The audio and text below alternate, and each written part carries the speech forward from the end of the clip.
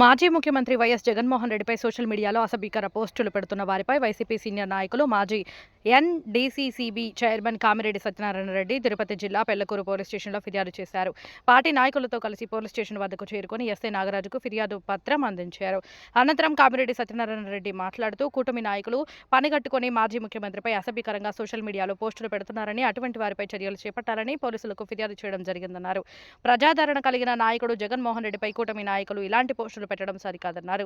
Police న్యాయ వ్యవస్థలపై నమ్మకం ఉందని, అందుకే పోలీసులకు ఫిర్యాదు చేస్తున్నామన్నారు. అసభ్యకర పోస్టులపై చర్యలు తీసుకోకుండా హైకోర్టును ఆశ్రయించి న్యాయం జరిగే వరకు పోరాటం చేస్తామన్నారు.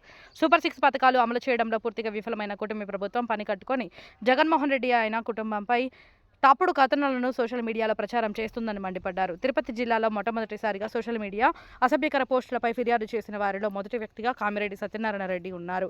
ఈ కార్యక్రమంలో పెన్నేపల్లి సర్పంచ్ కుదురు చక్రపాణి, మాజీ AMC director Balasubrahmanyam, MPP Polamreddy, Shekar Reddy, Rayapa Venkateswarlu తదితరులు పాల్గొన్నారు.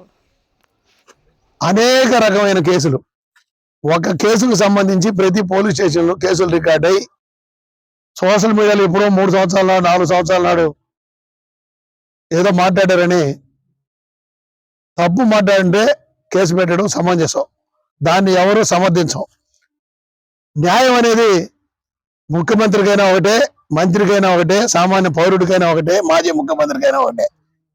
న్యాయాన్ని అందరికీ సమానంగా చేయాల్సిన బాధ్యత రాష్ట్ర పోలీస్ డిపార్ట్మెంట్ది.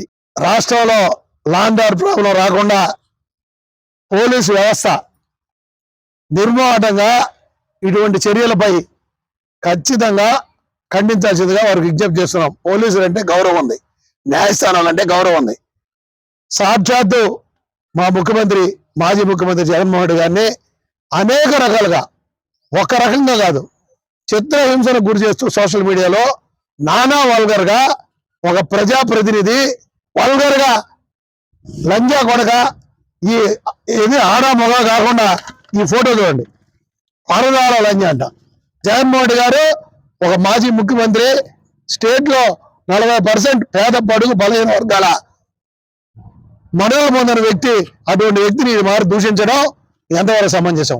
ఇదే కాకుండా వాళ్ళ పాపాలని, వాళ్ళ భార్యని, వాళ్ళ ఇంట్లో వాళ్ళని, వాళ్ళ అమ్మని, వాళ్ళ చెల్లిని అందరినీ కూడా నానా రకాలుగా ఈరోజు సోషల్ మీడియాలో తిట్టడం దౌర్భాగ్యమైన చర్య. దీన్ని వైఎస్ఆర్ కాంగ్రెస్ పార్టీ సూలూరుపేట నియోజకవర్గం స్టేట్ రాష్ట్ర సెక్రటరీగా వైఎస్ఆర్ కాంగ్రెస్ పార్టీ కార్యకర్తలతో కలిసి ఈరోజు ఈ పరదాల లంజ అనే దాని మీద రిపోర్ట్ ఇవ్వడం, దీన్ని పోలీసులు న్యాయం చేస్తారు, దీన్ని పెట్టిన వాళ్ళపై చర్యలు తీసుకుంటారు, కేసు కడతారని రిసీవ్డ్ కాపీ తీసుకోవడం జరిగింది.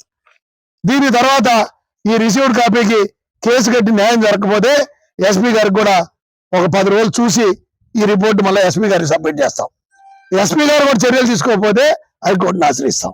ఖచ్చితంగా దీని మీద న్యాయం జరిగేంత వరకు వైఎస్ఆర్ కాంగ్రెస్ పార్టీ, జగన్మోహన్ గారి అభిమానులు, జగన్మోహన్ గారి పేద ప్రజలు జగన్మోహన్ గారికి అండగా దీన్ని పోరాటం చేసి ఆయన మీద జరిగే తప్పుడు ప్రచారాలని ఖండించేదానికి అందరం సమాయత్తం అవుతున్నాం. అదే ప్రతి దగ్గర నిరంకుశ పాలన, నియంత్రిత పాలన, ఒంటెత్తు పాలన. ఈ కూటమి ప్రభుత్వంలో